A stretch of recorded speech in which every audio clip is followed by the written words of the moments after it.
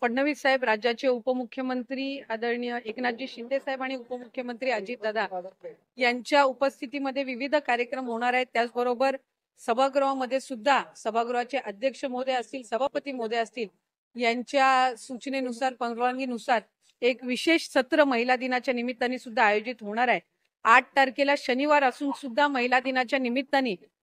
सर्व महिला लोकप्रतिनिधींसाठी पण आणि महिलांसाठी पण त्या ठिकाणी या सभागृहाचं जे विशेष सत्र आहे ते होणार आहे। पण त्याचबरोबर सगळ्यांची लाडकी योजना म्हणजे मुख्यमंत्री माझी लाडकी बहीण योजना आणि त्याच्या फेब्रुवारी महिन्याचा जो हप्ता आहे तो आम्ही 8 मार्च महिला दिन याच्या पूर्वसंध्येला त्याला अनुसरून आम्ही त्या ठिकाणी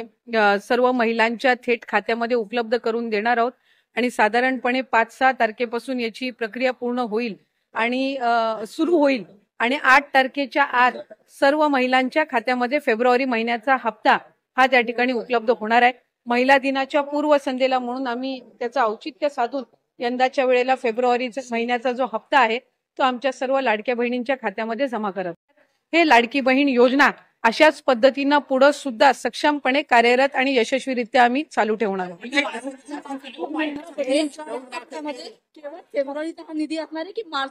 फेब्रुवारी महिन्याचा जो हप्ता आहे तो आपण